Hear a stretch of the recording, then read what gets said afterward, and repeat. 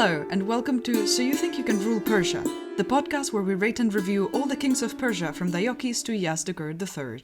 I'm Serial, and my pronouns are they, them. And I'm Umberto, my pronouns are he, him. So hello everyone, and welcome to episode 21, which, Serial, last time you thought it was going to be Cassander. Yes. Based on the poll we put on Twitter, everybody is saying Seleucus, and very few people are saying Antigonus. Unbelievable. I feel betrayed. I expected more people to be for Antigonus, a lot of people for Ptolemy, which is surprising, but you go, Ptolemy stands, you go. Well, we know about Ptolemy. Like, it's the Ptolemy. Yes, So Ptolemy, I guess people were like, yes, you know, this person is important. Fair. So. And, well, it looks like either the majority was right in their instincts or they cheated by knowing things. Ooh. Because today's episode is about Seleucus I Nikator, or Nikator, depending on how you want to pronounce it.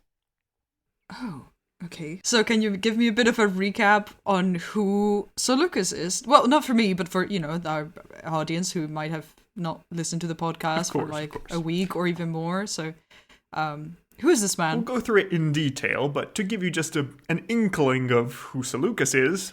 What did we know already? What do we know already is he's shown up a little bit before because he was captain of the cavalry at one point.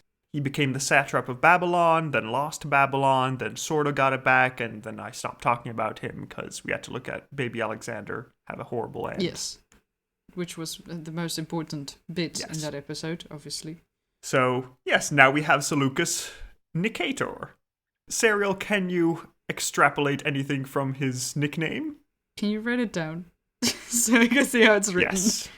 Oh, is this a Greek nickname, or It is a Greek one, yes. Okay, so does it come from Nike, aka victory? Yes. So it's Seleucus Victorious? Yeah, pretty much. It's Seleucus the Victorious, so... Hell yeah, I know my Greek. Is it going to be an ironic nickname? Is it actually going to work out? Okay. We'll see. That would actually be very funny. Seleucus, yeah, like the he winner. goes... if he goes down in history with an ironic nickname. Yeah. We should do that more. It would be very confusing, but, much more amusing as well. Somebody, the great, in quotes. That sort of thing. The great. The wow, really good. Okay, but let's get started with who is Seleucus? Let's go through the life of this boy, who is the golden boy that I've been speaking of for so long. I love him. Oh, okay. Well, I am intrigued. Please. Well, let's start with when he was born, because Seleucus is of the same generation as Alexander the Great was. So they are roughly in the same period overall. So Seleucus was born in 358 BC, so 1 year younger than Alexander, from a family of the Lesser Macedonian nobility, so he's not really related to royalty very closely, he's just part of some of the many nobles that exist in Macedon. Okay, yes, but as we established, when you are in the nobility or royalty, you tend to study together, so you get to know each other, and you get to know the people around you, right? Yes, because we don't really know much about his youth, but we can presume that he was raised with Alexander and all the other characters we've heard about, Cassander, Ptolemy, Perdiccas, Demetrius, all the people that we've listened to so far, too. The whole team. Yes. But something that will give you a hint as to Seleucus' future is a birth myth. Because Justin, the Roman historian, tells us that Seleucus' mother had a dream at one point, where Apollo was the one who fathered her unborn child and gave her a ring engraved with an anchor on the stone of the ring. And the next morning, when the mother awoke, she found this magical ring had appeared on her bedside. And 9 months later, baby Seleucus was born with a birthmark on his thigh in the shape of an anchor, like on the stone. That cannot be. Come on. It could be. Can you prove that it isn't? I think not. An anchor? Yeah, it's an anchor. It's, it's like a weird T shape. I can believe somebody had an anchor-ish birthmark. Yeah, I'm not doubting it. It's just a big coincidence. The two things at once. Could be, or it's a really good prank by someone. whichever. Indeed, yes. Okay, so... We have a birth from prophecy, and he is apparently the son of Apollo. Nice, good start. I mentioned that we didn't really know too much about his youth, because he's probably raised with the other nobles, but he's not specifically mentioned anywhere. Mm-hmm. And later on, when Alexander becomes king, Seleucus accompanied him into the Asian expedition and rose through the ranks progressively as time passed. And particularly after Parmenion's faction was eliminated, there was a whole conspiracy with Alexander who eliminated some of Philip's old generals, a family that had helped him out. Yes. And so Alexander needed new people to help him, and, well, Seleucus rose through the ranks there.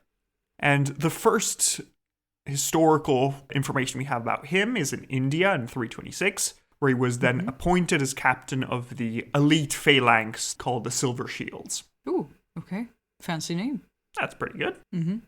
And we also get more omens about the expedition. Hooray. Oh, okay. Please tell me. Because we're told that before leaving, Seleucus visited an oracle to ask about his return to Macedonia and say, okay, when am I going to get back? Is it going to be okay? What's going to happen? The usual. And the oracle told him, do not hurry back to Europe. Asia will be much better for you. What? So we'll see if that was true. Okay, interesting. Did he have a family to go back to? His parents were there. Mostly. His parents, I don't know if his brother came along with Alexander, but he has a brother. Okay. So, possibly. Well, then maybe, I mean, still, I'm sure he missed them, but it's not like other soldiers who had their wives and children definitely. waiting for them. So I could see how he would be like, maybe I'll stay in Asia for a while. It could be. Also, we're told that his mother, again, had a dream, because she's apparently gifted with prophecy. Yep. She had a dream that whatever ring she found, she should give to Seleucus, and he would become king of the land where he lost it. So, in this version of the myth, the mother found an iron ring with an engraved anchor, matching the birthmark, and Seleucus lost it in the Euphrates River, nearby Babylon. I see. So that's pretty cool. Then we have another anchor myth. Oh, what is it with Seleucus and anchors? Most coins that Seleucus has will have anchors on them. It's a thing. That's weird.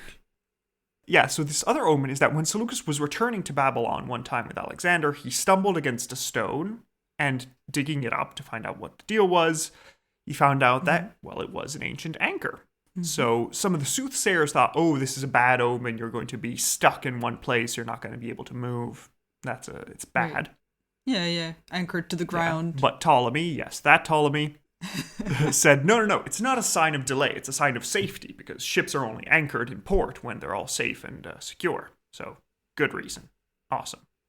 It's a good way of interpreting it. Thank you, Ptolemy. Yeah. Also, during Alexander's expedition, we're given a sign of Seleucus' physical strength, because we're told that he was large and powerful, well-built. Because one day when Alexander was going to sacrifice a wild bull to the gods, the bull got away and broke free. And Seleucus just went to this bull and barehanded basically wrestled it back towards Alexander on his own. Okay. Okay. Oh, so he is a buff man. So there we go. Was he very tall as well? We're not told about his height, but presumably he was more on the shorter side, like most Macedonians. Okay. Like, I guess Alexander was especially just because short. I know Alex, so... Yeah, so I wanted the comparison. I'm just being mean. It's fine. He's probably slightly taller, because Hephaestion was average height and was taller than Alexander, so there we go. Makes sense. But yeah, so Alexander, as we know, his expedition is forced to turn back from India, and he returns to Babylon. And there in Babylon, he makes all of his generals, all of his important lieutenants, marry Iranian princesses. Oh yeah, I remember about this. Yeah. And Seleucus is one of these. Because Seleucus is given in marriage a woman named Apama, who was the daughter of Alexander's main rival in Bactria. Ooh. And it's interesting to note that even though, as I mentioned, all other Macedonian generals divorced their Iranian wives after Alexander died, Seleucus didn't. Seleucus stayed happily married with Apama. That's honestly very nice. Surprisingly refreshing for history. Yeah. So we can assume that they probably actually liked each other, which is a nice change from all the death and destruction we've been having so far. So there we go. Please. Yes, we need to still finish the funeral So games. much death. There we go. Yeah, so the two managed to remain married, and that was a nice thing. And they had several children. One child named Antiochus, their eldest boy, and then 2 daughters, and possibly another son. It's unclear. There's a son called Achaeus, who might just be a cousin. It's unclear in the sources, so we don't know if he was actually their son, but maybe. The important one to remember is Antiochus. I was just thinking about how, now that you were mentioning how we're not quite sure, and how often we are either not sure of the names, not sure of the relationships, just like how interesting it is that all these people were, regardless of how the relationship worked and what their actual names were, they were real people. Like, as mistaken as the sources might be, like, we're talking about someone who, like, lived and breathed on this planet at some point, which is, when you actually think about it, a strange thought. I mean, it is pretty freaky that every week we go through the life of, like, a full human person, and we just describe all of it, and there we go. Who had their hopes and dreams and personality and friends and moments alone that only they will remember because nobody else was there to witness. And humanity is just it's man a lot. Okay, sorry, just sometimes. But while Seleucus and Apama were enjoying their early marriage and cradling their new baby, who was soon, of course, to join Alexander's own half Iranian, half Macedonian child. Yes, of course, we need an heir. Yeah, definitely. Right? Alexander dies. But at this point, Alexander is dead, so we need to decide who's the heir. So in this specific case, Seleucus was physically in Babylon, and he sided with Perdiccas. So he was on the side of baby Alexander, should be the king, as opposed to Aridaeus. And in the end, as we saw, Perdiccas ended up becoming regent and appointed Seleucus as commander of the cavalry, which was a pretty prestigious position because it was originally held by Hephaestion, and it was essentially the leader of the royal guard. Okay. So it's a good position. I can see. So he doesn't get any satrapies, but still, it's an important place to be.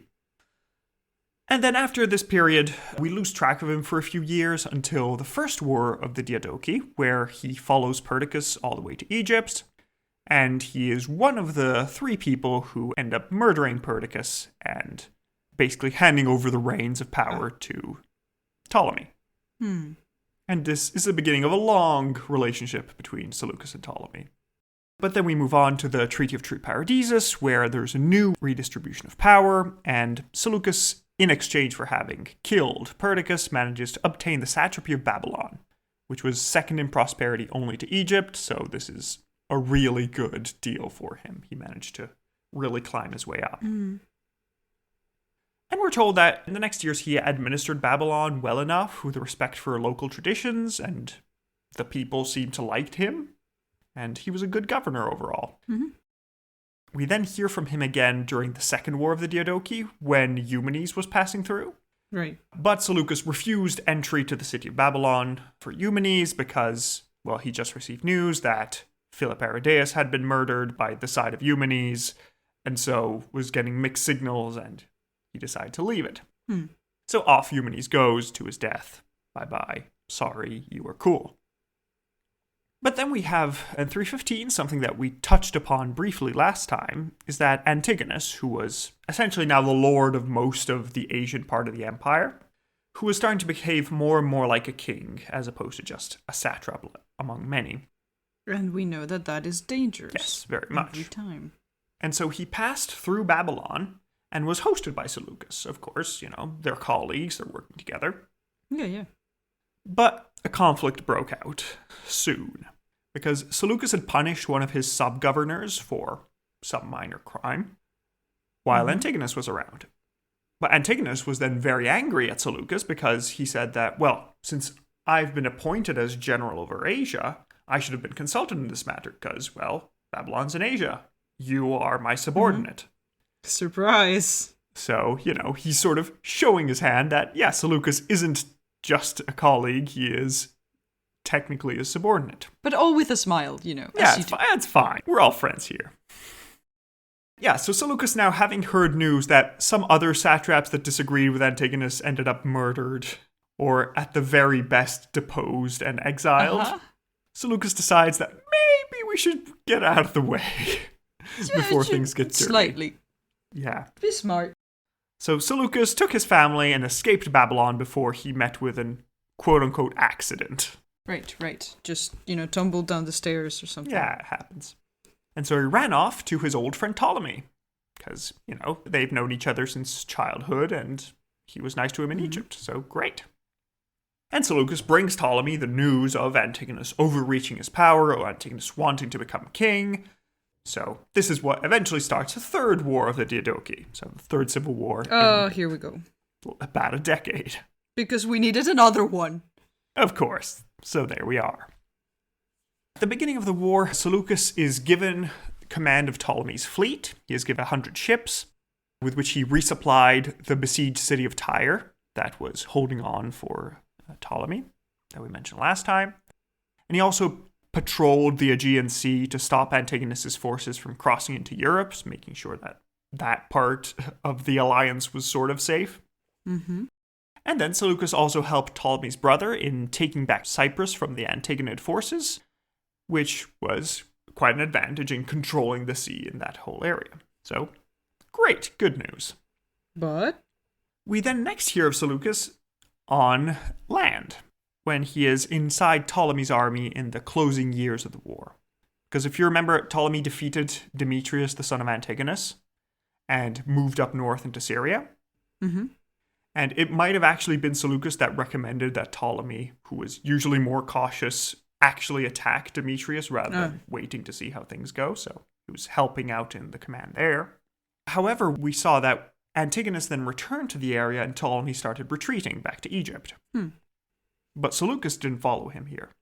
Seleucus decided to take a few thousand men under his command and march all the way back to Babylon to retake it on his own. Right, why? Because it was his old satrapy, and he thought, I've got to get what is mine. He was sentimental about it. Yeah, and the people liked him there, so why not? And yeah, also the sources sort of make it sound like a spontaneous decision by Seleucus, that he just decided to take the soldiers he had and run off. He was just like, hey guys, just give me a minute, I'll be right there. Just quick side trip, I'll be back in 5 minutes. But it's probably just that he and Ptolemy planned it together, because this way Antigonus has two things to focus on, not just Ptolemy, but Ptolemy in Egypt and Seleucus in Babylon, so it's a bit of it's a clever move by them at least. So off we head to Babylon. Hooray! Hey, we're off to retake Babylon. I'm sorry. I apologize. So he heads off with a few thousand men, about 1,000 men, all the way to Babylon. And he didn't really encounter much resistance, fortunately. He only had one important case at Carrhae, which is, for those who know, yes, it's that Carrhae, it's the same, I checked. It'll be relevant in like 20 episodes. Spoilers? But yeah, there. Anyway, at Carrhae, he managed to subdue the garrison and recruit anybody else who would join and just imprison everybody who wouldn't so that they can talk. And then later on, as he heads towards Babylon, a lot of his old sub-commanders went back to join him to actually retake the city. So there we go. And in 311, finally, Seleucus arrives in the great city of Babylon, where he is welcomed with open arms by the citizens, who remembered his time as a satrap there and saw him as a fair and good ruler. As much as you can, like a ruler when you're a subordinate. Yeah. But sure. Apparently he cleaned up the plumbing, that sort of thing. He made sure everything worked. Good to know. And so he arrives in the city, and this 311 BC is when the Seleucid dating system begins. It takes this as year one, and it will be used for the next centuries. Interesting. But unfortunately, Babylon isn't completely his, because the Antigonid forces had run away into the little citadel, the little fortified area of Babylon, and were holding up there and keeping that area and Antigone in control. Mm-hmm. So Seleucus had to ensure that this place was taken so that if there was a siege, he didn't have to get attacked by the inside and the outside of the city, which that would be an bad. issue. Just, generally that's not advised.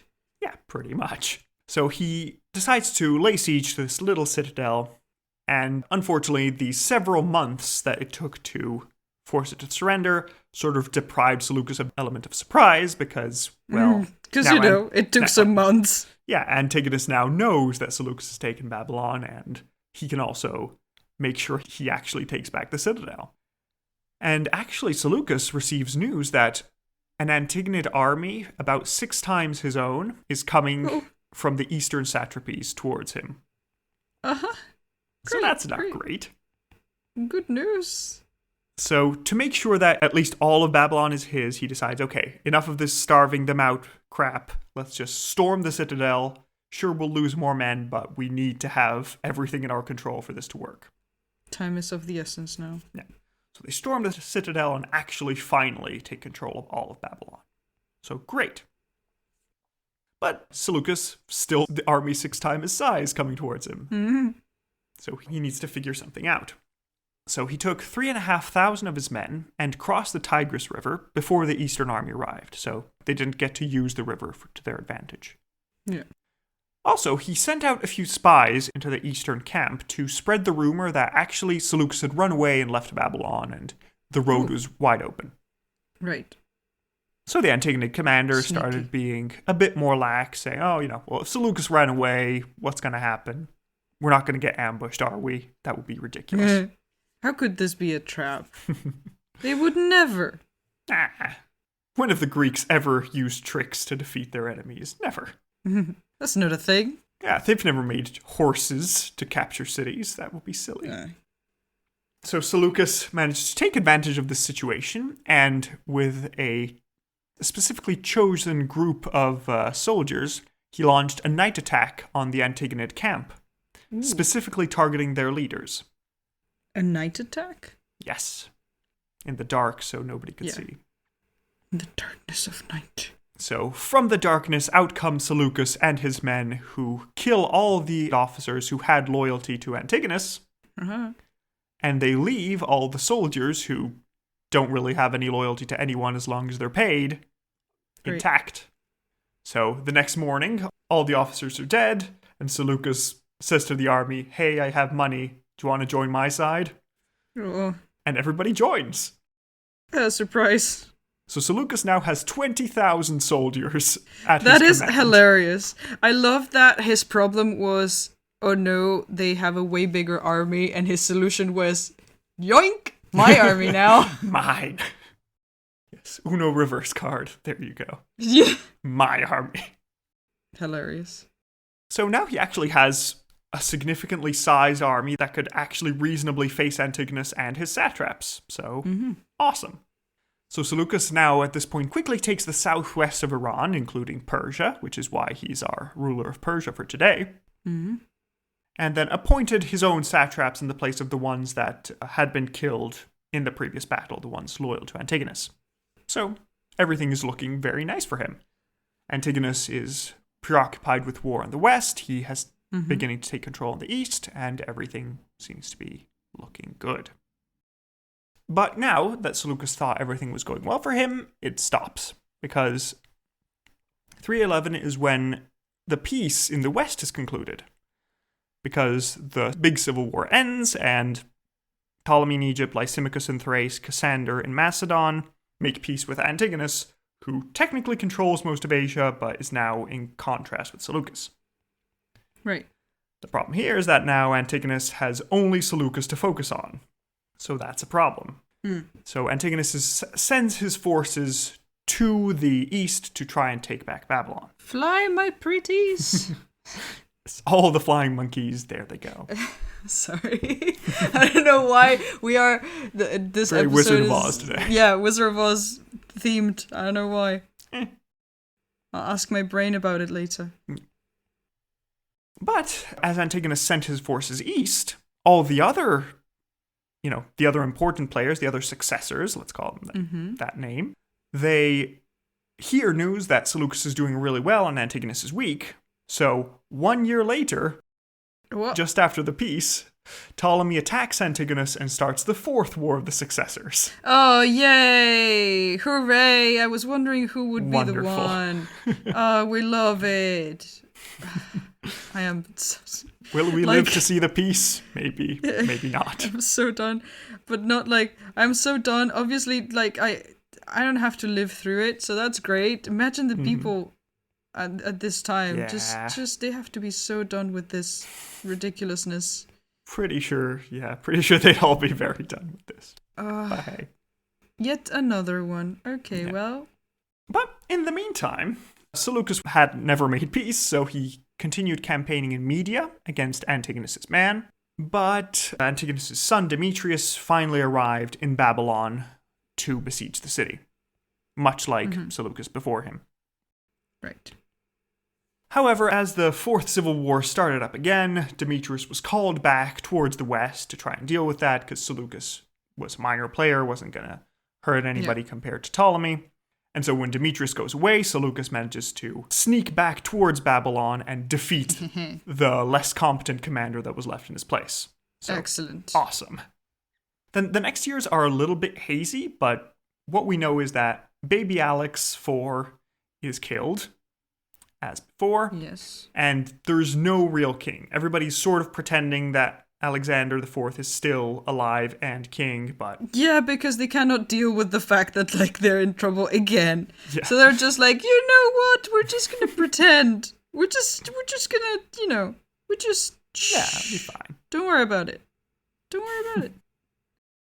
So everybody sort of pretends that nothing's changed, but everybody's looking for an excuse to make themselves king, because nobody has any legitimacy anymore. Yes, you do. Let's just go for it.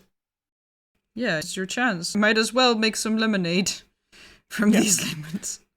So hoping to snatch an easy victory, Antigonus marches east personally to finally break Seleucus' forces and take him down, take control of Iran, and win. So we're told that the two sides fought an inconclusive battle, and nobody won, nobody lost. It was half and half. Yeah. But when night fell, the Antigonid army disarmed for rest, so they could go to sleep. But what do we know about Seleucus? His one military strategy that has worked. It is currently night attacks. Hey. So when all of Antigonus' forces are disarmed, Seleucus launches a night attack on them with his men who had been specifically prepared for this, and forces the enemy to flee. Unfortunately for Seleucus, Antigonus manages to get away alive. He doesn't manage to cut the head off the snake. He is still around and ready to cause danger. I know. Be careful. They bite. Yeah. And so it works. Basically, they come to a new deal where Antigonus is busy in the west and with Ptolemy. He doesn't want to have to deal with Seleucus, so he says, okay, you know what? Let's sign a deal. Seleucus, you're confirmed in the land you have, and I'm confirmed in the land I have. Let's forget about it. Great. So Seleucus begins governing his new satrapy to ensure that everything is in order and everything is well administered before he leaves. So he organizes Babylon and ensures that everything is stable for the war that is definitely coming again, because this isn't going to end until everyone is dead. So one of the first things he does is rebuild the Temple of Marduk, which had been destroyed by Xerxes I after the rebellion of Babylon 150 years earlier. How dare. You remember the one where he melted down the giant golden statue, that whole thing? Oh, yes, I do remember. That. Seleucus is giving them money to rebuild. Okay, good. Because he wants the Babylonians to like him, and they seem to like him. That's how you do it, Yeah. Also, it's something that all the other successors are doing, so Seleucus decides to do it as well. Copycat. He chose to found a new city on the Tigris River, 70 kilometers north of Babylon, to be his new headquarters. And he calls it Seleucia. As you do, but, we have so many Alexandrias. But also, why put your headquarters in a new city? Isn't that worse since it's, I don't know, new and not well established and, Well, there are many reasons to do this, both here and for the other successors. So the first one is that it's in a more defensible place, because it's just past the Tigris, so it's there's really two just rivers. a big military base. Like, that's... At the moment, yes. It's still not anything. Yeah, originally, significant. yes. And also what it's useful for is that he can populate it with Macedonians, so that even though he's far away, even if the Babylonians choose to have a native uprising, then he can have his fallback. Interesting. So it has several roles that it's trying to fulfill, and this is one of them. Apparently, the Babylonian astrologers were unhappy with this. The priesthood didn't want to lose their importance, because I mentioned this in episode 0, but this is the first step of Babylon migrating slightly north as time progresses. And apparently the Babylonian astrologers said that the foundation of the city would be lucky late in the afternoon. But actually, if you looked at the stars, the correct time would have been early in the morning. Oh, huh. So they wanted to get the omens to look bad to start with. So it's like, damn. Looks like we can't make your city, Seleucus. The omens are bad. Right. Were the omens actually bad, or were they just... It's probably just looking at the stars and saying, yep, this is a thing. But, as a miracle would have it, Seleucus' soldiers started working spontaneously at the correct time. So the omen was fulfilled. That's when you do... 2 wrongs make a right, for some reason. Much. You do everything wrong, but somehow it still works out. That's excellent. Probably Seleucus had just heard that the astrologers gave him the wrong time and just made this miracle happen, so he wouldn't have to humiliate the astrologers, but he'd still get good omens. So, of course. Hooray! Yeah. Excellent. I can imagine the astrologers just trying for him to not make this city, right? For whatever reason, probably political reasons, whatever. And they're like, okay, we're going to do this, we're going to misguide him purposefully so that we're going to say that it was a bad omen so that he would listen. And then their faces. Like, oh, damn. When they start working anyway, and they're like, okay, fine. You win this round, Seleucus. Clenched jaws, just like, oh, isn't that great? Yay, wow, how lucky. Yeah. Oh, how luck is on your side, truly. Yeah. Heck. So Seleucia is founded sort of as a twin to Babylon, because it's made to have roughly the same size, it is quite large, and it is very defensible because it has 3 branches of the Tigris along 3 of its sides, so only one of the sides of the city is accessible, and it's the side that's further east, so it's harder to access for Antigonus, so everything is... That's excellent. You have already 3 walls built by nature. Yeah, basically. So that's a good position.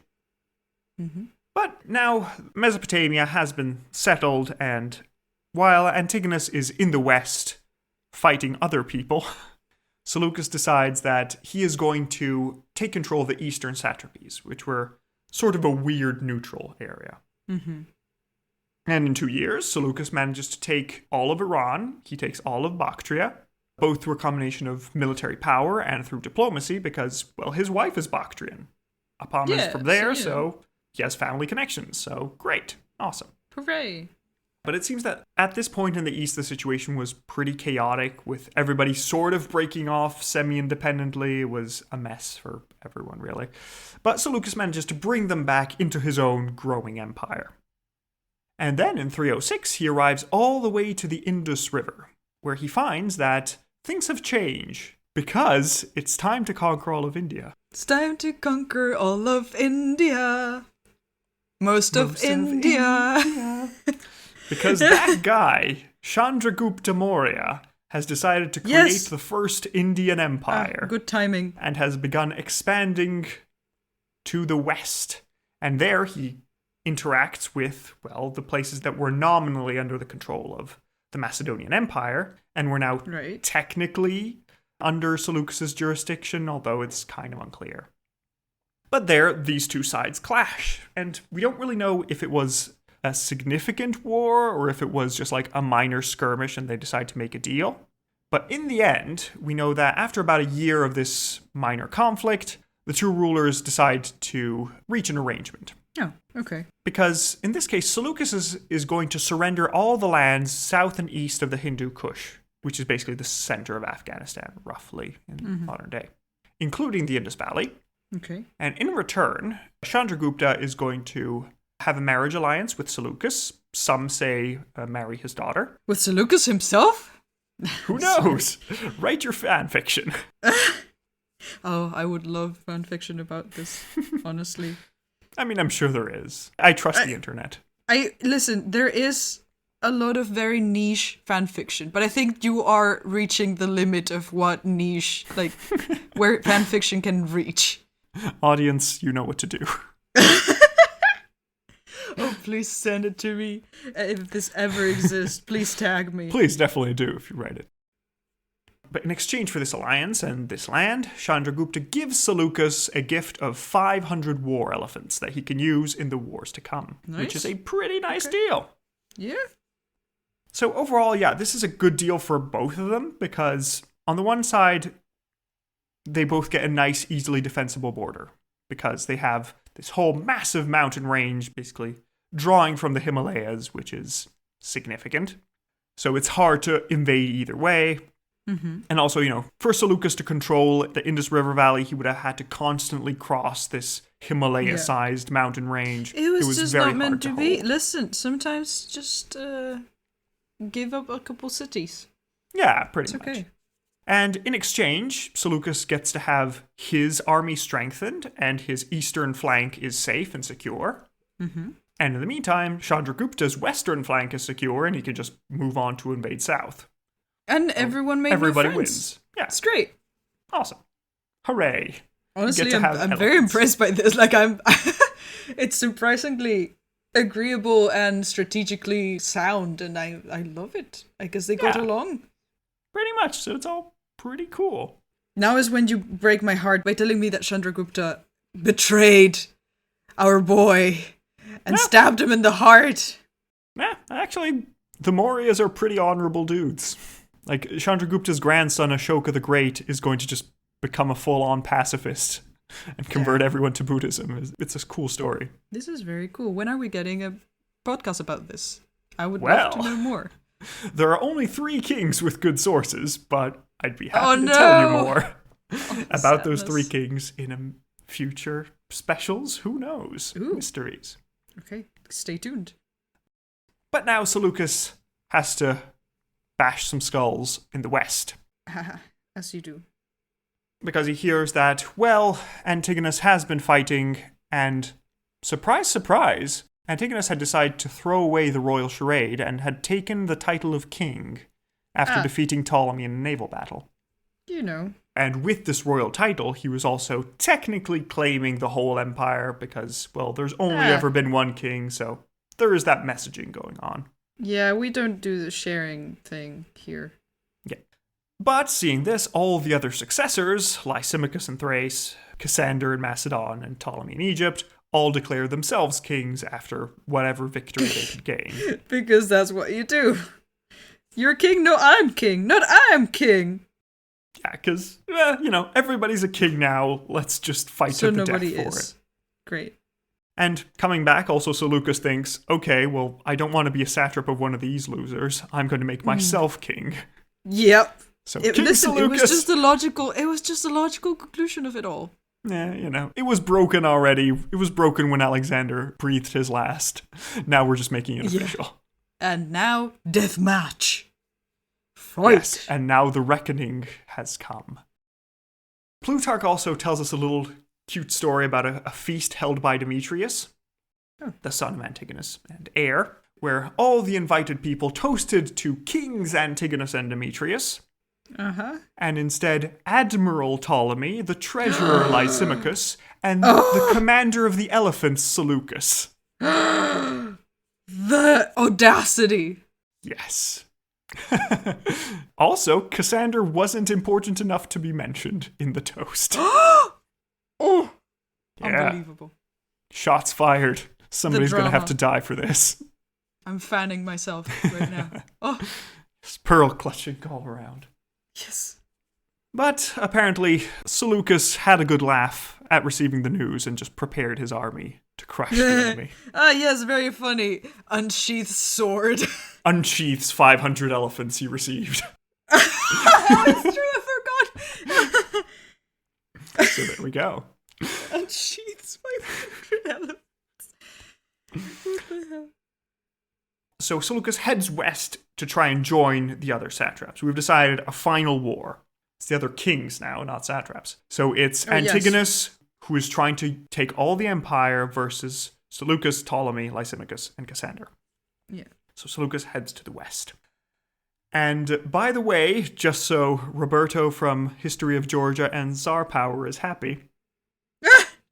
We're doing name drops now. I see. On the way to the Caucasus, Seleucus crowned Parnavaz of Iberia as the first king of the Kingdom of Iberia. So, there you go. Well, hey. Yeah. It's Iberia and the Caucasus, not Iberia and Spain. Yeah. Different Iberia. It's difficult, but hey. So there we go. Foundation of that place.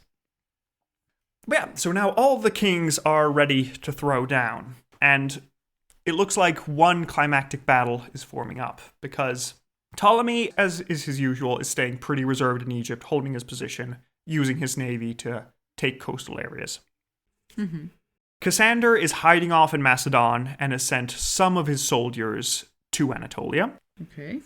And Lysimachus is there with Cassander's soldiers trying to face down Antigonus. Okay. The problem is that Antigonus' army is quickly closing in on Lysimachus, and he has about 80,000 soldiers and 100 elephants. Ah, fun. Well, we have more elephants. Well, Lysimachus on his own has 40,000 infantry and 5,000 cavalry. It's about half. Yeah. But on the light of the third day, look to the east. And there comes Seleucus with his beautiful army. Seleucus has 20,000 infantry, 10,000 Iranian heavy cavalry, and 500 elephants. Oh. So now the sides are equal. We have received some aid. At long last. Yeah. The ride of the Rohirrim, but it's all elephants. It's wonderful. Indeed. So with all the forces combined, the two sides are ready to face off at a place called Ipsus in 301, 22 years after Alexander's death. The two sides meet, and there's a fierce battle, but Seleucus' heavy cavalry and elephants managed to overwhelm the Antigonid side. Cavalry controlled by Seleucus' young son Antiochus. Oh, him, yes. And the allies managed to win a great victory against Antigonus. But not only that, Antigonus himself, general of Philip II, who had been fighting for decades, is killed in battle. And his kingdom is thrown to the winds. Without any more his control, his son Demetrius escapes with a few remaining men to take control of the fleet, but Antigonus' empire is destroyed. And the wars of the world have somewhat ended. Oh. This is phase 1 of the funeral games over. Because nobody is powerful enough to take control anymore. I'm kind of afraid to ask, but how many phases are we going to deal with? 2 or 3, depending on who you ask. This is the new Marvel Cinematic Universe. Yes, who's the next big bad now that Antigonus is dead? Also, so you said general to Philip II. He was a general to Philip II. He was one of the older members of all this Alex's group. Dad, yes? Yeah. Wow. Okay. He'd been around for a while. Like, imagine that. He'd have to deal with all of this. Like, the rise and fall of Alexander, serving under Philip. Yeah. Yeah, you're born in a world where Macedon is just an important kingdom in Greece, and then you're fighting to take control of all of the known world in massive battles over decades. It is a lot. Wow, I would love to see that life. Not me personally, but meaning as in like a story, you know, a book or a movie following. This is why all this period of the successors would make an excellent series. You could have like a whole series with all the characters and it's great. I'd love it. So we should just follow... Any TV producers, listen. Antigonus? Antigonus? Yeah, we should just follow him. And like, just from when he's a small child and just like the whole shebang. Cool. The whole thing. Just. Or Seleucus. Seleucus is cool. Well, that's true. And he's a good boy. And he's still alive. So yeah. I guess, yeah, okay. Well, I meant just, being able to, like, serve under Philip and just see all of the, That is, it's a lot, but very cool. But now, the Antigonid kingdom is divided among the victors. I'm sure this will go great.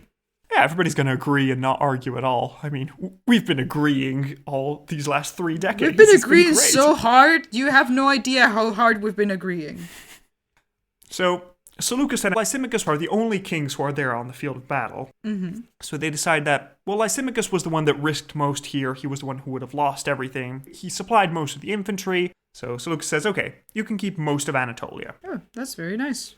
I mean, fair, So it's like, fair enough. In exchange, Seleucus takes other parts of Antigonus's empire. He takes Syria, which was relatively unimportant, underpopulated area at the time, but it gave him access to the Mediterranean, so that's great. And he also claimed all the area south down to Palestine. So he has a nice big Mediterranean coast. But when Seleucus heads back towards Syria to claim his new lands, he finds that Ptolemy is in the south of Syria. Oh, hey, friend. Hey, friend. Remember all those good times? What are you doing in my land? We didn't see you at the battle. That's weird. So why are you here, Ptolemy? What's going on? You visiting? Yeah. Want a cup of tea? But Ptolemy decides to take Palestine and southern Syria. Seleucus is a little bit annoyed at this, but he thinks, we've been fighting nonstop for the last 35 years. I am so done. Sure, whatever, just keep it. Me too, Seleucus. Me too. Seleucus actually makes a note that Ptolemy is my friend and I don't want to fight him, so I'm going to accept the situation. So where does he draw the line? Like, how close does Ptolemy have to get for Seleucus to be like, hey, bro, listen, you can't. Yeah, Ptolemy needs to see how much he feels like poking Seleucus. Yeah. But Seleucus basically says, okay, Ptolemy's my friend, I don't want to fight you. He doesn't renounce his claims to Palestine and the rest of Syria, but he still technically claims them, but he's saying, it's not worth fighting for now. Maybe in future, who knows. But for now, let's be chill. I need a nap. Yeah. Also, in the meantime, there have been some political maneuvers because Ptolemy had concluded a marriage alliance with Lysimachus. So they basically had 2 fronts on Seleucus. So, we've seen what happens to the guy who wants to try and take more than he needs to. So Seleucus says, okay, fine, whatever, this will be fine. But also, to gain some extra security, Seleucus contacts Demetrius, who was son of Antigonus, and now basically controlled the old Antigonid fleet and a few scattered territories around the Mediterranean that were still loyal due to ship power. Mm-hmm. And so Seleucus contacts Demetrius and says, hey, you've fallen on hard times, but I'm willing to make an alliance with you. How does that sound? You have a good fleet, you can help me against Ptolemy or Lysimachus, in case anything were to happen. Yeah. Demetrius isn't in a great position to negotiate, so he says, okay, fine, I'll send you my daughter, Stratonike. You can marry her. It's unclear at this point if Apama was still alive. We don't know. Yeah. So we're not sure if she had died previously, because, well, it's been 30 years, childbirth is terrible, that sort of thing. Yeah, but also it wouldn't be uncommon to Yeah, it's also not unheard of to marry multiple wives. Alexander had 3 wives himself. Yeah. Philip had many concubines. It's We've not seen this before. Unreasonable. The weird bit is that Stratonike is younger than Seleucus' son Antiochus by a few years. So, yeah, just... But hey, we need our political alliances, and... Yeah, it's not a real... It's not a real marriage, it's just a contract. Yeah. And I mean, they don't have children, so maybe, hopefully, I don't know, we'll see. But anyway, this alliance doesn't last. Oh, well, great. Yeah, because Seleucus claimed some cities in Phoenicia that Demetrius had control over. Yeah. And he claimed them as a dowry. Basically saying, hey, I married your daughter. Usually the wife brings a present, so those cities are the present. So I'm taking this present. Thank you. So Demetrius starts a new war against all of the allies, but Demetrius is very much weakened. There is no competition. And so the allies take Demetrius' eastern lands, and Seleucus takes a bit more of the little cities on the coast, and he takes Cilicia, which is basically the bit of Anatolia that connects to Syria and is protected from the rest of Anatolia by some mountains. Oh, okay, good. It's an easily defensible place. It's nice to have. But Demetrius isn't out yet, because with a surprising resilience, he flees to Macedon, where he finds that Cassandra has died recently of a horrible, horrible disease. Oh no. Oh no. And his children were useless. So with a few strategic murders, Demetrius manages to become king of Macedon. Okay. Well, that worked out. Weird. Yeah, somehow it just happened. Weird how that happened. Now, finally, this is the end of the War of the Successors. End of phase 2. I mean, end of phase 1.5. But, yeah. Let's not get ahead of ourselves. Yeah. Now that the dust is settled, we have 4 kingdoms. We have Ptolemy in Egypt, Seleucus with the largest fraction of the former empire, with a lot of Asia, Lysimachus with Thrace and most of Anatolia, and Demetrius in Macedon. Yes. So, hooray! We get to have a new empire. Finally, we're done with the civil wars, sort of. Are we? Mostly because they're no longer so civil. skeptical. Finally, after generations, Serial, after 5 or 6 episodes, we get to administer an empire, not just murder people for it. Oh, well, hooray. It's wonderful. I'm still waiting for you to say, aha, gotcha. In a while. Wait a minute. So we do have a bit of a breather. I appreciate Yeah, we have this. a nice bit of survival. Because now, finally, Seleucus manages to govern his new empire with the help of his son Antiochus, who, being half Iranian, is given more control of the eastern lands where he has family ties, and he can help administer those regions. Actually, Antiochus is pronounced co-king to Seleucus. Ooh. I mean, he's definitely junior to Seleucus himself, but he has the authority of a king and is basically given the eastern half of the empire to rule for himself. Okay. I cannot see how this might go wrong in any way. We'll see what happens. Uh-huh. Yeah. Also, it strikes me that Antiochus is sort of what Alexander IV should have been, because he's also the half Iranian, half Macedonian son of the king who should have had everything. And they're born pretty much the same year, but Alex IV dies in a sad way, but Antiochus is at least a king at some point. Yeah. So Gets there we to grow up. Also, the succession is secured by marrying Antiochus to Seleucus' wife Stratonike, also Demetrius' daughter. I am confused. As well you should be. Wait, did I hear correctly? Yes. I'm honestly... Because we are told by Appian that Antiochus was a few years older than his new stepmother, fell madly in love with her as soon as they locked eyes. Yep. But Antiochus was a good boy and he didn't want to cause a scandal, so he tried to suppress his feelings, hide away. Kept it to himself. Yeah. But he began feeling ill because of his love, and he went to bed. Heartbreak. Longing for death and trying to starve himself secretly. Oh, damn. How this romantic ass... I'll tell you the probable version later. Edgelord. Yes. Okay. Yeah, so Seleucus calls doctors. Why is my son fading away? What's going on? How Victorian of him. Yeah, very. And the doctor says, Seleucus, I'm sorry, there's nothing physically wrong with him. It looks like he's lost the will to live. Very Padme of him. Yeah. Oh, no. So the doctor has a scheme, and he has different people enter Antiochus' room, and he sees that as soon as Stratonike enters, the doctor sees that Antiochus seems reinvigorated. His face lights up. He's like, oh my goodness. There is a reaction. My love is back. So the doctor tells Seleucus, hey, listen. I think I know what's wrong with your boy. Your wife is 36 years younger than you. Would you mind? And Seleucus says, oh, well, if it saves my son, of course I am going to give up my wife. I accept this marriage. What did the wife think? Did she like him? It seems that Stratonike wasn't particularly thrilled. Uh-huh. Great. So very one-sided. Because Wonderful. she makes some dedications to a sanctuary in Greece, where she never calls herself wife of Antiochus, but always daughter of Demetrius. Oh. So, bit of shade being thrown there.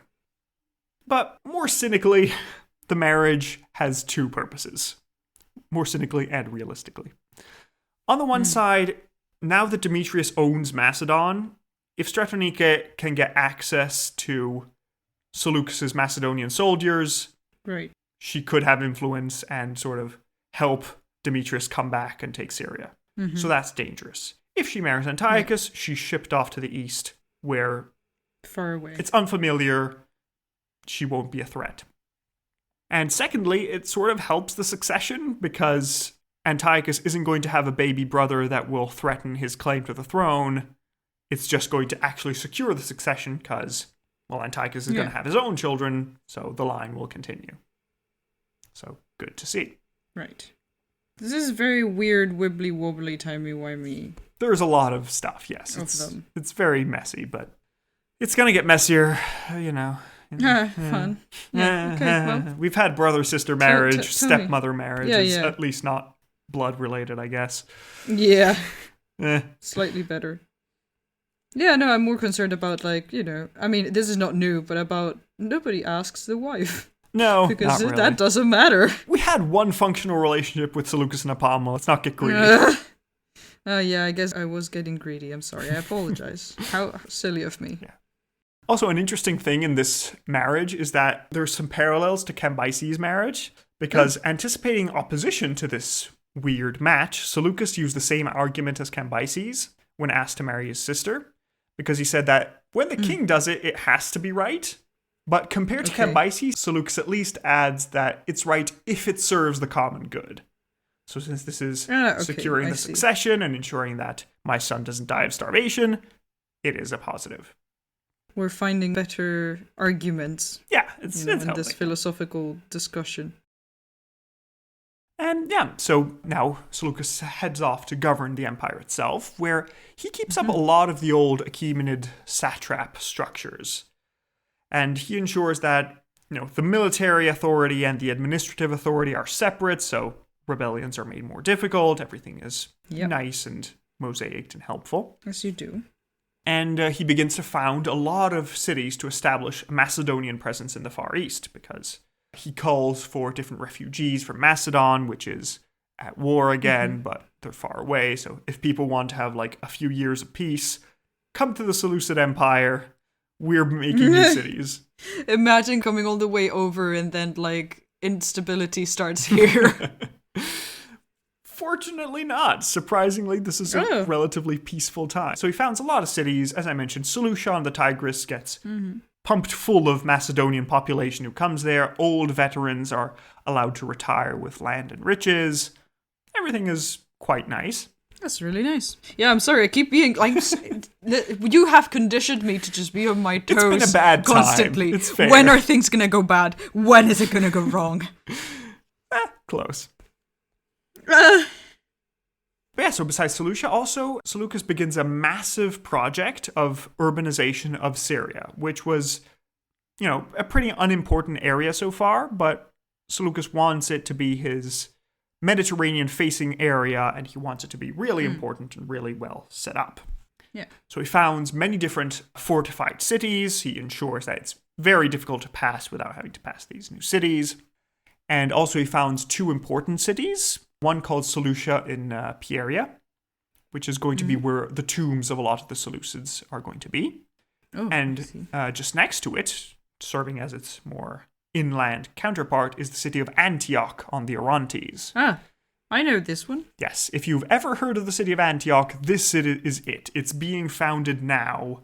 Yes, the one that the Byzantines are fighting for in Totalis Rankium. Yeah, that one. It's the same one. It lives a long time. Is Antioch from Antiochus? Yes, it's in the name of his son and father, because, well, same name. I see. And, so northern Syria is greatly populated, so it's becoming both richer and more powerful in trade, and also a useful place from which to take Macedonian soldiers and ensure that everything is stable in that area. In the east, instead, Antiochus, the co-king, is refounding a lot of the Alexandrias that had sort of fallen in disrepair in the recent civil wars because all the soldiers left and made a mess. Yeah. So Antiochus builds these new settlements along the northern border to incentivize trade with the steppe and ensure that, there's not going to be any large-scale invasions. Just ensure that everything is stable and peaceful and everybody can go back to living their lives without having to kill somebody every 5 seconds. It feels so good to finally, hear a bit of, this is what we're doing for the Empire. We're going to have some Ehrenschein, Yay! This is what we're doing to, Finally. improve infrastructure and, finally. Yes, it's been a good time since... I've missed this. I mean, Artaxerxes III was the last one who did something good for us, so... Yeah. It's been so long. Remember when we had an empire, Serial? That was fun. I've been starved. You promised me the Persian Empire, and it's been the Persian Hunger Games so far. Yes, basically. So in the meantime, also Antiochus manages to slowly incorporate through diplomacy some of his mom's family in Sogdiana. So the empire is expanding there as well. So we have full look over the steppe. Mm-hmm. And everything is quite good because we have no reports of any rebellions in the region, and it'll be well governed for far beyond a generation. So awesome. On the downside, it looks like, unfortunately, the local Iranian population doesn't have a significant position of power. Yeah. And Seleucus and Antiochus are acting as Macedonian kings in the east. They're not doing the Alexander thing of, bow before me as an Achaemenid king or dress like an Achaemenid king. They are fully Macedonian kings. They're just fully colonizing the place. Yeah, pretty much. Also, unlike the Achaemenids who used a neutral administrative language, they used Aramaic, which the Assyrians had used before them. The Seleucids use Greek. So if you want to deal with the administration, you need to know Greek. Oh, no. Yeah, that's very... Yeah. So, it's less do whatever. It's fine. It's more, yes, we're the new bosses. Do what we say. I see. And yeah, so it seems like overall the ruling class is mainly Greek in language and customs, but it doesn't look like it penetrates very deep into the local population. Because generally, as long as you have one important person in the village who can deal with the Greeks, that's fine. They don't really care what you're doing as a peasant. Yeah. So that's all right. And the main mixing between cultures, which is this whole Hellenistic period we're diving into, which isn't Hellenic, just Greek, it's Hellenistic because it's mixing with all the local cultures. A very similar thing is happening in Egypt with Ptolemy, who is, he is a Macedonian king, but he's also the pharaoh. Yeah. There's this whole mixture that is going on.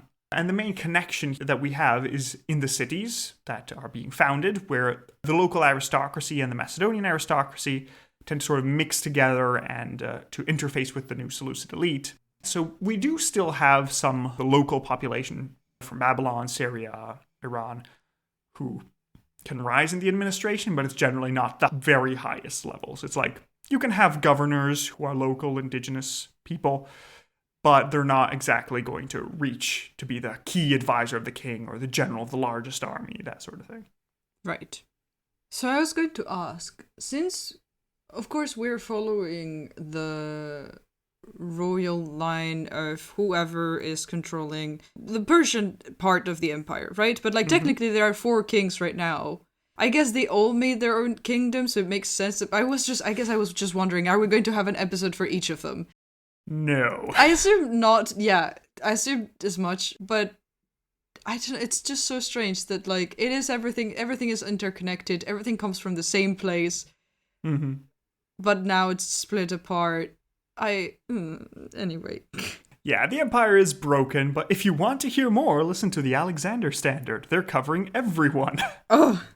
So well, maybe there I might. You go. Please do. They're nice, and they do good podcast. It is true. They do. So. Yep, so we've seen all the administration in the East. We've had about a decade or so of peace. Everything is pretty nice and everybody was looking... You're saying that as if we're done. You're saying that as if, it's been a decade. Time for some interesting, spicy stuff to happen. But... Here we go. Problems come from Europe. Because... of course, as usual. Guess whose fault it is? It's Demetrius! Hooray! Oh my god. Okay. Why? Because after being a terrible, terrible king in Macedon, he was deposed by his own soldiers. Oh, surprise. And Lysimachus steps in and takes control of the kingdom of Macedon. So he's now the most powerful of the successors. Okay. And so now Seleucus has to deal with the aftermath of this change because, well, now Demetrius is running away and trying to find more power. He wants a new kingdom because he lost the 2 previous ones. Oh my God. Something tells me he's not the best monarch, and maybe he shouldn't keep getting kingdoms if he keeps losing them. You say that, Seleucus is going to mention it. Yeah. Because Demetrius flees from Macedonia with his loyal men and occupies the Seleucid region of Cilicia, which I mentioned, south, east of Anatolia, protected by the mountains. So Seleucus manages to go in there, takes his army, one last job, let's go for it. For old time's sake. Yeah. And he chases Demetrius away into the north of Syria, which he had spent the last decade fortifying. So Demetrius is sort of trapped there. Right into my trap. Yes. And Demetrius sends letters to all the inhabitants of the cities who had been old veterans of Antigonus and say, hey, I know you've settled down for the last decade and have families and you live in these cities and Seleucus has done everything good for you, but would you join my side? I promise you war. God. Please don't tell me this worked. It does not. Yeah, that's what I thought. Okay, good.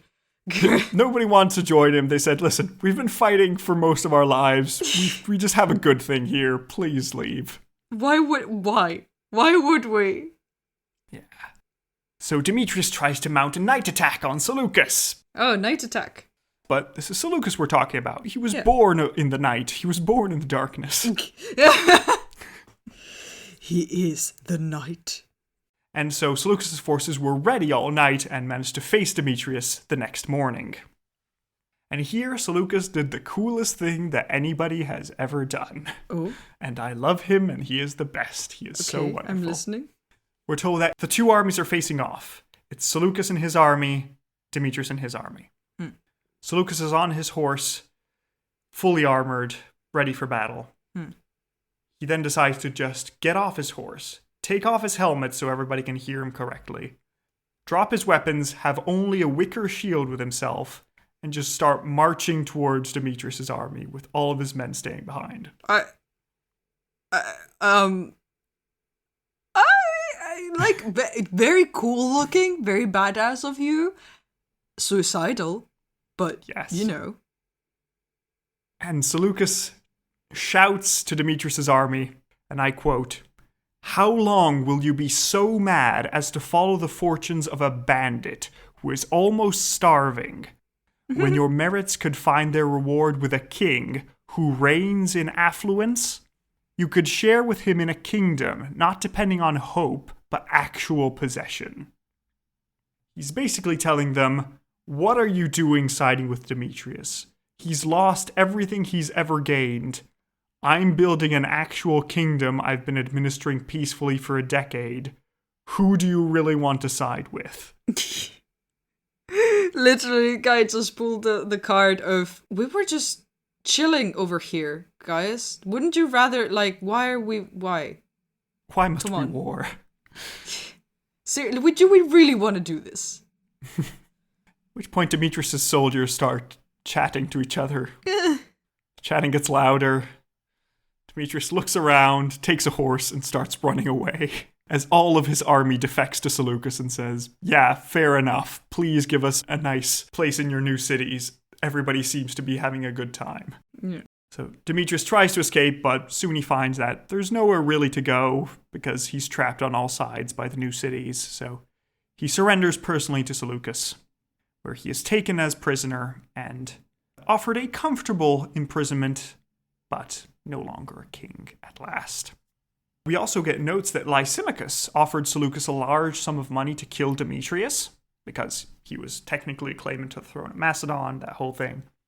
But Seleucus made a whole big show of publicly announcing that he wouldn't break his word to Demetrius. He had promised his safety. He wouldn't go back on it, no matter all the money Lysimachus is going to give me.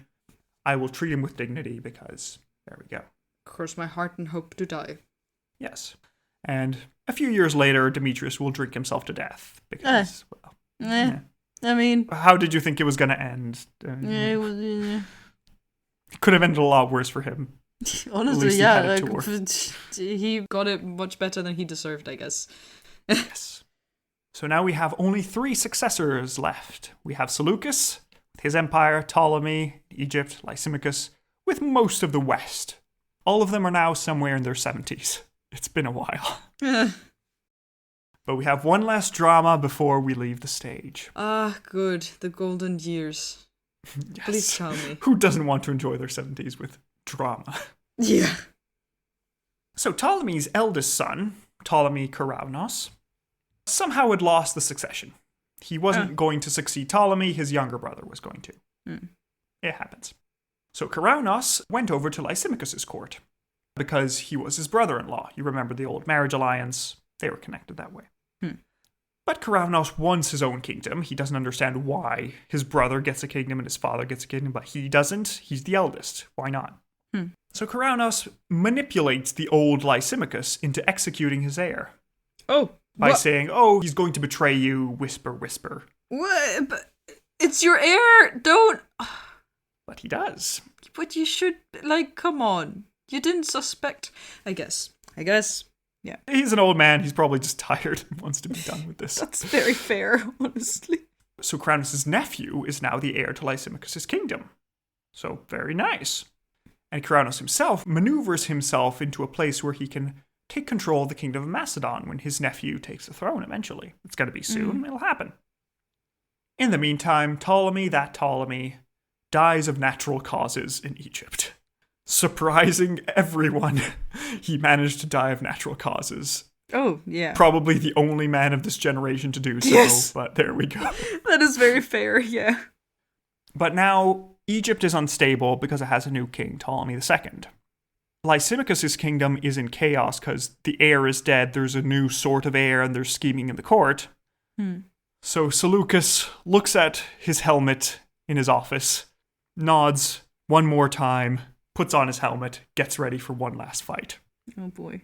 So the 76-year-old Seleucus takes his army, mobilizing the resources of his huge empire in 282, and marches towards Lysimachus to remove that threat and basically reunite most of Alexander's empire at last. It would just be missing Egypt at this point. It's basically Artaxerxes II's empire. Right. So at this point, Seleucus, in winter of 282, over 281, he nominates Antiochus as his son and heir, gives him control of all of Asia. Seleucus will take Europe. Okay. He's basically using the old Achaemenid tradition of, if we're heading for a big campaign, name an heir, so everything is don't clear. do this again, please. Yeah. If there's anything we've learned from the last 50 years of chaos, is that you should have an heir. I'm gonna cry. So Seleucus meets Lysimachus in battle at a place called Corupedium. The two sides clash. It is hard fought and long, but Seleucus wins. Lysimachus is killed in battle, and Seleucus now has all the empire. He can march back into Macedon. Many, many decades after he first left it, he can return home, just like the prophecy told him to stay in Asia. The prophecy foretold. So now Seleucus makes retirement plans. He says, okay, Antiochus can rule all of Asia. I'll just rule Macedon just as a personal pet project, so I can die where I was born, see the land of my youth once more before the end. That'll be fine. And there he is joined by Ptolemy Karaunos, who was part of Lysimachus' court, goes to Seleucus and says, please, please take me. I don't want to die. I'll side with you.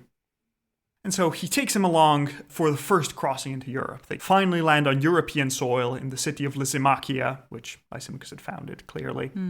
And Seleucus goes with Karaunos to a temple to give thanks for this great victory to the gods. And Seleucus is there giving the sacrifice, and then he feels a pain in his back. Oh no. He turns around and he sees Karaunos with a bloody dagger in his hands. Seriously? I thought he would just get to die of old age. I mean, everyone liked him. No.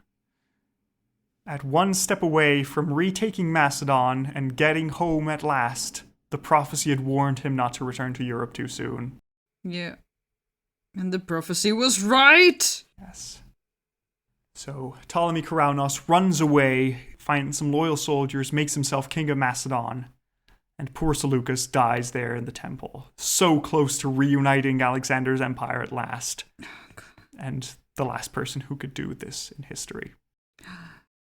In the end, Keranos sells Seleucus' body to a Seleucid governor for a great amount of money. His body was then cremated and the ashes sent to Antiochus, who deposited them in a temple built in Syria in the city of Seleucia in Pieria. And so ends the eventful life of Seleucus Nikator, Seleucus the Victorious. So close to finally remaking the empire that Alexander destroyed, but just a step short. So there we go. What do you think, Serial? What are your thoughts on Seleucus? Good. Thank goodness. Yeah, just... He managed to actually do something good for a change. Like, we had a little bit of peace. We could work on the empire for once. He did a good job. I am so... this is so refreshing after the last episode. Hooray!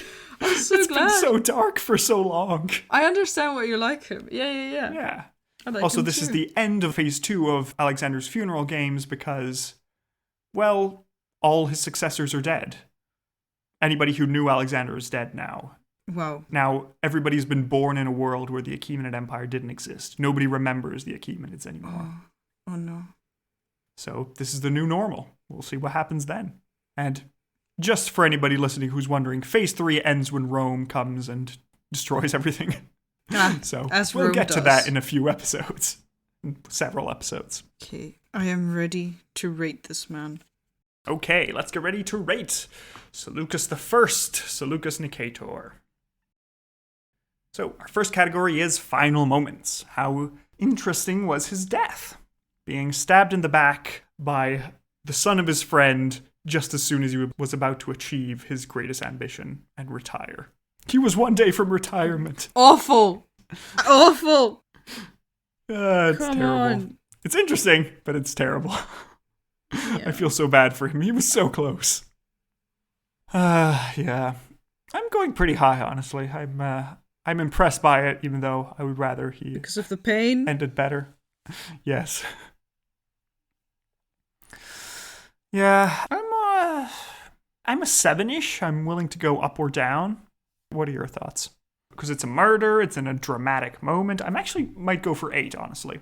Oh, I wouldn't go. I mean, like, the death itself is not that imaginative, I guess. That's fair. I could see that, yeah. I think I'll go for a 5. A 5? And most of those points are, like, the situation, like, when it happened and, like, how ridiculous it is that it happened and, like, why would you do this? Because otherwise it's just, he got stabbed. We've seen that before. You've convinced me down to a 7, honestly. But I think the drama of the moment and the situation is enough. That's very fair. That's very fair. So a 5 and a 7 gives us a 6 out of 10 for final moments. Next category is battle hardness. How good was he at wars and fighting and all that? So let's summarize his CV. Mm-hmm. Let's see what he did. Yeah. So he started out as a commander of Alexander's elite phalanx, the Silver Shields. He was later promoted to commander of the cavalry and fought under Ptolemy, both on land and by sea, commanding his fleet and as a sub-commander in his army. He then managed to conquer Babylon with 1,000 men. He then managed to launch a night attack on his enemies and basically yoink their whole army. Yep, that was great. Loved that. That was cool. He managed to stop the Antigonids from taking Babylon. He managed to conquer all of the eastern provinces, make a deal with Chandragupta. Yes, love that. Then march back, bring the crucial forces that were needed to defeat Antigonus at Ipsus, and win that first phase of the civil wars. He defeated Demetrius in another war. Then when Demetrius came back again after losing Macedon, he basically just defeated him by convincing the soldiers to leave. That he sucked. Yeah. Yeah, basically.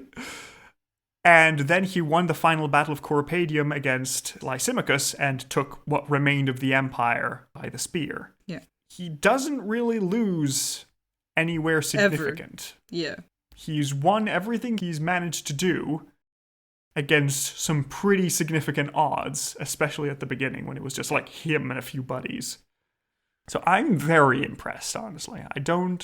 I'm in very high territory. Definitely above an 8. Yeah. And I'm trying to ask myself, why not a 10, honestly? Because Alexander's the only one that's had a 10 so far. Yeah. But Seleucus, I mean, he was good at one thing. That was fighting. If there was one thing Alexander could do, it was stab people. So I don't know. I'm trying to think, why not a 10 for Seleucus? Because, yes, Alexander was fighting the whole Achaemenid Empire altogether, but Alexander also had a full-ass kingdom. Yeah. With an army trained by decades by his father that was the greatest fighting force of its age. And Seleucus had like a few buddies and had to just try and gather everything he needed to actually work. Like, he ran away on his own with his family from Babylon and built up from there. Absolutely, yeah. Honestly, like, you're convincing me. I do think he should get a 10. That was very, very impressive. Yeah, like, I was thinking back to previous rulers, why we didn't give it before. The closest one that we had was Darius the Great. Yes. But he didn't succeed in the Greek expedition fully. He didn't succeed fully in the Scythian expedition. I think there were some wrinkles, but Seleucus, I can't see any. He was forced to make a deal with Chandragupta, but I don't think that's a flaw. I think that was strategically like a great, sound decision. Yeah, he got the elephants he needed for Ipsus. He got everything. Honestly, let's go for a 10. Let's do it. Yes. Hell yeah. You go, Seleucus. With a 10 and a 10, you get a 20 out of 20 for battle hardness, equaling Alexander the Great. Amazing. Take that, you spoiled child. Mm-hmm. Next category is scheminess. How good was he at plots and manipulations and all that? I don't think it's his main feature, but he did something. It was decent. It was capable. Actually, let's start from the beginning. He managed to first murder Perdiccas at the very start of all this. Yes. And got Babylon in exchange, so that's pretty schemy. He then, I don't know if you want to put it, he managed to recognize that Antigonus was bad news and flee Babylon before he was executed. So I don't think that's very schemy. That's just smart. Fair. Then he managed to take a few forces, sneak into Babylon, take it by acclamation. That's sort of schemy. Mm-hmm. But then we have the night attack, where he eliminated the officers and took the army. That was amazing, and I love it. Yes. Then we have the night attack against Antigonus, which managed to defeat him that other time. Aren't these more fighting than scheminess? But if it's a night attack, I mean, I feel like... I feel like this is not going like on behind doors and I feel like it deserves something. Okay. It's not like fully in your face. Let's call a battle. Let's do it 1-to-1. I feel like it's more underhanded. Surprise attack. Okay. Yeah. Then what else did he do? He had I don't know how many points you want to put into the weird Stratonike marriage. Moving around. How schemy that is, how just weird, how more shocking, maybe. I don't think that's scheming. Yeah. That might be shocking. Yeah, so then you did that, and... Well, I can't think of anything much else for her scheminess. It's not his strongest category, I'll say. It was decent. I'd go for like a 6. A 6? Or really? A 5. Wow, I thought you were going to go a lot like lower. Average scheminess? Maybe a 5. I was going to go for a 4. I thought I was going to go for 4 and you'd go for like a 1 or something. But no. I mean, he did do some stuff. I'm feeling it today. I don't know. Okay, go for it. Yeah, then I'm going to stick with my... No, actually, a 4 might sound... Yes, you've convinced me. A 4 might make more sense. Yeah, because he does stuff, but, it's not... There's no... I mean, there are some things, but it's not his main deal. So yeah. Let's do a 4 and a 4 for scheminess gives him an 8 out of 20, which is... Oh, as much as Artaxerxes III. Interesting. Fair enough. I'll take it. Well, you have these comparisons. I do not. Yes. So next category is shock factor. How shocking was this man? He has something going for him, so... Yeah, like we mentioned, a couple things, but... Yeah. Also so again, the murder of Perdiccas, the not fully straightforward battle tactics... I don't know if you want to put that he remains married with Apama despite everyone else giving up their Iranian wives. That's just sweet. That's not shocking. Yeah, that's sweet. Sweet factor. Right? Yeah. Oh, new category. So he has that. Then shocking. The whole weird marriage with Stratonica, I feel, deserves some points because he marries this woman that is like almost 40 years younger than him, then has her married to his son It's all very icky. Mm-hmm. So, not ideal. And shock factor, again, not terribly shocking, I'd say. I don't know if you want to give him points for the absolute badassery of just walking up to Demetrius' army and saying, do you want to side with this loser or me? Maybe, yes. Honestly. I feel like that deserves 1 point. Yes, that definitely. is, please. That was excellent. I love that. That's very good. Then in his later life, I mean, he declares war on Lysimachus at the very end. Don't know if you want to give that anything, but besides that, pretty straightforward. I feel like here the main deal is Stratonike and murdering Perdiccas. Yeah. So I think I'm also going with a 4 as for scheminess. So are you also continuing, or do you have a different level in mind? I think a 4 makes sense. Okay. So off we pop again with a 4 and a 4 of shock factor. That is an 8 out of 20. Next category is Aaron Shine, where we see how good he was for the Empire and Iran in particular. Finally. We finally, for the first time in 4 episodes, we get to give a grade above 0. A lot of achievements. So on the pro side, he managed to stabilize the empire. He managed to actually rule in peace for a while. He's founding a lot of new cities. He's letting the soldiers rest. He's building up a new population. He is improving trade across the empire, improving roads, ensuring that everything works. He also has deals externally with Chandragupta. He has made peace with the new empire of India, basically. He also decides not to go to war with Ptolemy for no reason. He manages that. He manages to ensure that the empire is nice and stable, but also manages to expand it out into Anatolia and partially Macedon for like the 10 minutes he wasn't murdered. Yeah. He manages to have peace at last. He also manages to re-administer the empire. He uses the old Achaemenid structure to ensure that everything is properly governed. He has an heir before the end that he is well set up and everything. So it's quite good great. to Listen, see. He did great. I am very proud. Also, as another upside, he helped restore Babylon. He finally rebuilt the temple that Xerxes had destroyed, or at least gave funds for it, so that's nice. But on the downside, we have a few elements. So first of all is that he is more of a colonizing force than an Iranian empire. So that's not great. Like, yes, technically you can go into the government, but it's still iffy. It's sort of like how in British India you could go into the colonial government if you took an exam in English in London. Yeah, sure, good luck. So who could do that? Technically you can, but practically, So that's not great for our side. On the other hand, he's not really oppressing them, but is sort of soft forcing them into Hellenizing somehow. Not great, that's kind of a problem. Yeah. We've been so starved of any kind of stability that I'm like, oh, finally. Yeah. But yeah, if we focus on like how it was for the Iranian population and the Iranian culture and such. Yeah, he's sidelining them more than they were. I mean, they're doing better than they were under constant civil war, but because, so things. The bar was really low. Yeah. The bar was underground. And also another bad thing, which we're going to have to face next episode, is that he dies before having consolidated Lysimachus' kingdom. That's not his fault. I don't know how much stock you want to put into that, but the fact that he dies at this point means that all of Lysimachus' kingdom basically explodes. So having to consolidate those bits is going to be a lot of trouble for Antiochus.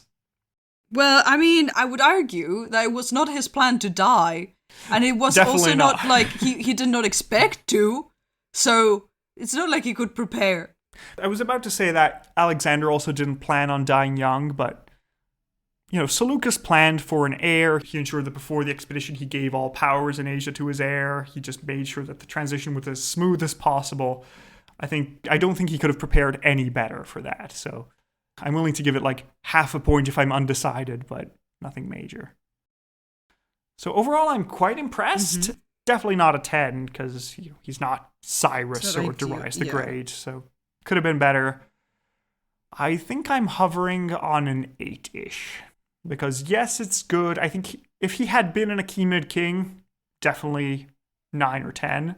Yeah. Since he is not an Achaemenid king and he is, this new foreign influence, I'd say 8. I think 8 is what I'm aiming for, which is what I gave Xerxes the First anyway. So I think, honestly, fair. What are you thinking? I think an 8 sounds correct. Okay, so 8 and 8, we're agreeing a lot today, which is good to see. Listen, the facts are the facts, and... yeah, fair enough. Yeah.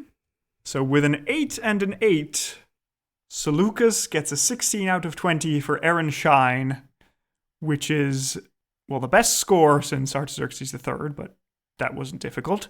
I keep thinking you're saying St. Lucas. No, there are different people. Go to Pontifex for St. Lucas. He's in 4th place for overall Aaron Shine score, which is impressive, especially for a foreign ruler. Listen, the bar was underground, so Yes, you know. Okay, so next category is Face of Faces. What does this man look like? What do you think, Serial? I'm working on it. Yes. It's gonna be fun. I'm excited. The bust I'm going to show you later on comes from the Archaeological Museum in Naples, where they have a whole room full of the successors, and I would love to go there because it sounds super cool. Oh. You see everybody's like, oh, this guy, oh, it's Seleucus, oh, it's Antigonus, it's Lysander, oh, it's all the people. Oh, you nerd. Yes. It's also why, now you may know why you nerd out about all these different random names that are thrown into the story of Alexander. It's like, I've never heard of this person, but then it's like, oh my goodness, it's the guy, it's him. It's him. Yeah, also I think this is what they were trying to do with the Alexander movie, the Oliver Stone. Introduce all the characters. Yeah, basically they have one scene where they're just shouting out names of different generals, and if you don't know who these people are, it's just a really weird, random scene. Okay. Otherwise, it's like, oh my goodness, they're here in one room. They're all together. Ooh, look at them. They're about to kill each other in a few decades. Oh my goodness, it's so exciting. So let's wait for Serial's work of art, and then we shall see what it is. Okay, so Serial has finished their drawing, and I will now look it up and see what happened. What is this? Who knows? Oh, I see the scene you decided to depict. Let me open it better. Okay. I thought it would look cool, okay? Just... does look very cool. So remember, listeners, that time I told you at the beginning of the episode that Seleucus wrestled a bull? And a completely irrelevant mention, you know. Yes. Well, it's that scene. Because you have Seleucus there, struggling, holding this bull partly by the back, partly by the horns. The bull has 2 puffs of vapor coming out of its nostrils. It's rearing around. It has a large, spindly tail that it's probably whipping back and forth, as you would if you're a bull trying to escape a man who's holding you. And Seleucus is there, wavy hair, nice robe. A lot of action lines behind him because he's stopping a bull in full charge because he is a madman. So there we go. That is an excellent Seleucus. Okay. But remember how I'd asked about the anchor and to show me like what an anchor here looked like? Oh, yes. Oh, okay. I see now. Yes, that is beautiful. Yes, if you look at it, listeners, you can see that actually all the horns basically make up the Seleucid anchor. You're welcome. Which works very well for the whole drawing. So he is wrestling the Seleucid Empire into place at last. So it works on more levels than one. There we go.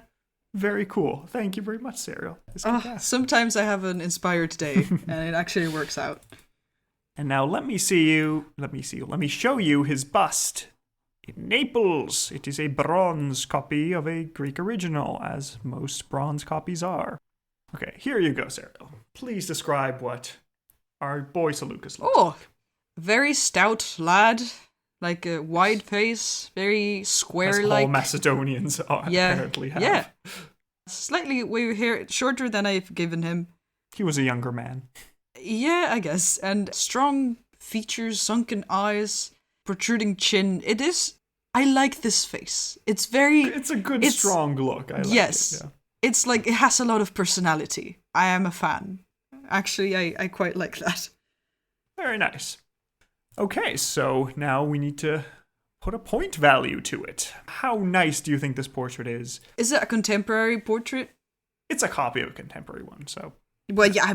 It fits. But was it made during, Yes, it should have been made during his actual reign. So I'm quite high up. I think it's very good. Like, the sculpture itself is very good. I like his features. They're memorable. Yeah. So I really like it. I'd go for like at least an 8. Yeah. It also feels less. I was between it 9 doesn't and feel, 10, honestly. Yeah, I said at least, but it also doesn't feel as stylized as, for example, what happens to Alexander. Yeah, that's true. Like it actually feels like the face of a dude. Yeah. Surely following like whatever standards at the time and like way of portraying people, but still like a face that a real person, like it was based on a real person. Yeah, definitely. So I think that's quite nice. I'm gonna go for a 10. I love this face. Good character design. I'll go for it too. I agree with you here. Let's go. So, with a 10 and a 10, he gets a 5 out of 5 for Face of Faces. Amazing. Have we given? We've given Alexander the highest score as well, because it's just an iconic Alexander. You know what Alexander looks like. Yeah, no, Alex had to get a good, the pretty boy. Yeah, the closest Achaemenids were Darius and Xerxes, because, come on. Okay, next category is lengthiness. How long did this man reign? So just to give you a frame of reference, what I am counting is from when Alex IV is murdered, to when, Seleucus is murdered. Yeah. Well, you did talk about like a decade of peace, so at least more than 10 years. Yes. I will say... and they also fought for like 35 years or something. Yes, that's including all the bits where there was technically still a king. So. Yeah. I'll say 40? It feels like a lot. Okay. 40 years is pretty much the time he was active, but actually he reigned from 309 to 281. So that is 28 years. Okay. As king. Basically as king, essentially. Okay. Fair. Yeah, before, but for the 10 years before that, he was still around. Yeah. Okay, good. Reasonable. So, yes, finally, after Alexander's death, we have a dynasty, the Seleucid dynasty. But these 28 years give him a 2.8 points out of 5 for lengthiness. Ooh, damn. Which leads us to the final score, which is to say a 65.8 out of 100 for our boy Seleucus Nikator, which makes him the 3rd highest ranked ruler that we've had so far, dethroning Artaxerxes III from his podium. It feels, honestly, I think he deserves it. I think he did an excellent job taking a situation that was absolute chaos and making a functioning empire out of it Exactly. Again.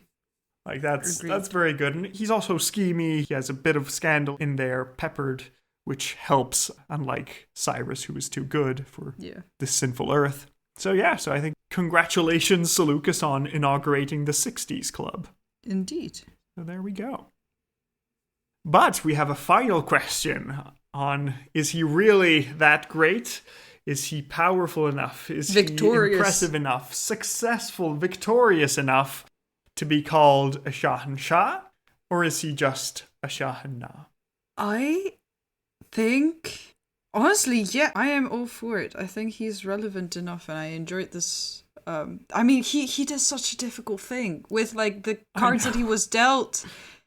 So he started from nothing to create the largest successor kingdom of all of them. He has the largest fraction of the empire. He actually brought a period of peace. And of course, like, he wasn't perfect, but like what he did was very impressive. I would say he deserves it. He is definitely memorable, and he founds a dynasty that's always a great thing to have. And what was that about the Seleucid calendar or time, like? Yes, the Seleucid calendar starts in 311 and it will last beyond his empire. So it's pretty impressive. So I think it is definitely consequential enough to be called Shahanshah. So congratulations, Seleucus. Woo! You can finally go into the paradise gardens and rest at last after all your life. We need like party poppers or something. Yeah, we should ask air horns. Rob and Jamie for party poppers. Yes. And so you can finally go to the paradise garden to meet your predecessor Alexander and slap him in the face and tell him next time have an heir. And ask him what the hell he was thinking. I've been fighting all my life because of you. How dare you? Ugh. So there we go. That is the end of today's episode, and, well, I hope you'll join us next time for the episode on Antiochus I. See how this son manages to handle this empire. Will he just throw it all in the trash? Will he be able to govern it effectively? Oh boy.